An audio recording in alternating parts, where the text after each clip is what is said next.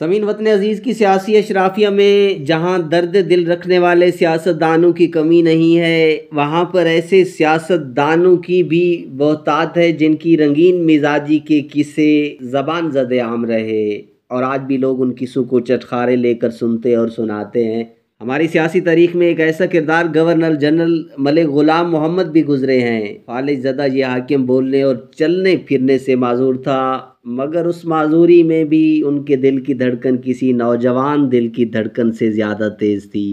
اسلامی جمہوریہ پاکستان کے امور چلانے کے لیے اس معذور شخص کو ایسے ترجمان کی ضرورت تھی جو ان کی غوں غراں کو لفظوں میں بیان کر سکے، اور اس کے لیے ان کا انتخاب مس بورل تھیں جو امریکن اور سوئس محبتوں کے ملاپ کا نتیجہ تھیں، لہٰذا ان کا خوبصورت ہونا لازم تھا۔ گورنر جنرل ملک غلام محمد کی اس معذوری کی حالت میں بھی اشوفتہ سری نہیں گئی اور انہوں نے مس بورل کو ایک رات ڈنر پر مدعو کر لیا۔ مس بورل اس ڈنر میں اپنی بوڑھی والدہ کے ساتھ شریک ہوئیں اور یہ بات گورنر جنرل کو بہت ناگوار گزری کہ ان کی والدہ ان کے ساتھ کیوں ہیں، کیونکہ وہ چاہتے تھے کہ مس بورل تنہا ڈنر میں شریک ہوں۔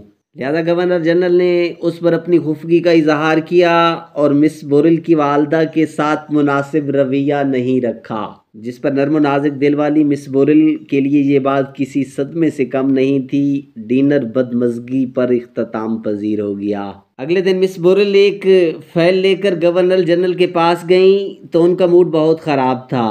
گورنر جنرل صاحب کو مس بورل کا روپ بالکل بھی پسند نہ آیا، کیونکہ رسم عاشقی ہے کہ محبوب کو ہر وقت ہنستے مسکراتے رہنا چاہیے۔ لہذا گورنر جنرل نے کہا کہ وہ مسکراتے ہوئے ان کے سامنے آیا کریں وگرنہ مت آیا کریں۔ مس بورل جیسی نازک حسینہ کے لیے رات کا واقعہ ہی تکلیف دہ تھا، اوپر سے یہ شرط، وہ بیچاری شدت غم سے رونے لگی اور جاتے جاتے غصے میں فیل فرش پر پھینک کر اپنی ناراضگی کا اظہار بھی کر گئیں۔ اب یہ کسی گلی محلے کا عشق تو تھا نہیں جو کبوتر کے ہاتھ معافی نامہ بھیجتا یا کسی دربار پہ جا کر منت مانگ کر دیے جلاتا، یہ تو اسلامی جمہوریہ کے گورنر جنرل تھے۔ لہٰذا ایک اہلکار کو طلب کیا گیا۔ اہلکار نے جب فائل فرش پر پڑی دیکھی تو اس کو اٹھانے کی کوشش کی اور اسی دوران اس اہلکار کے سر پر ٹائم پیس دے مارا اور غصے کا اظہار کرتے ہوئے کہا کہ اس کو مت اٹھاؤ کیونکہ محبوب کی فائلوں کو محبوب ہی ہاتھ لگاتے ہیں۔ ڈرے سہمے اہلکار کے ذمہ کام لگایا گیا کہ وہ مس بورل کے پاس جائیں اور ان کو راضی کریں کہ وہ مسکراتے ہوئے فائل گورنر جنرل کے حضور پیش کریں۔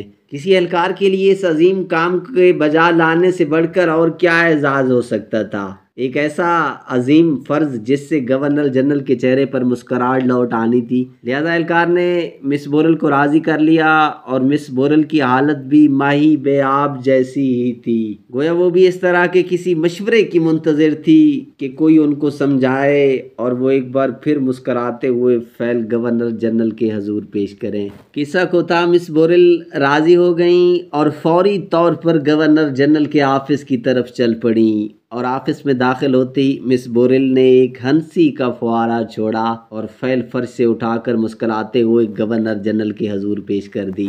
مس بورل کا مسکرانا تھا کہ مملکت کے طول و عرض میں جیسے شادیانے بج اٹھے ہوں۔ مس بورل کے چہرے پر ہنسی دیکھ کر گورنر جنرل ایک بچے کی طرح کھل اٹھے اور مارے خوشی سے ان کے منہ سے رال ٹپکنے لگی، جس کو مس بورل نے نہایت ادا سے نیپکن سے صاف کیا۔ سمین، آپ بھی اس ویڈیو کے بارے میں ایک کمنٹ ضرور دیجیے گا۔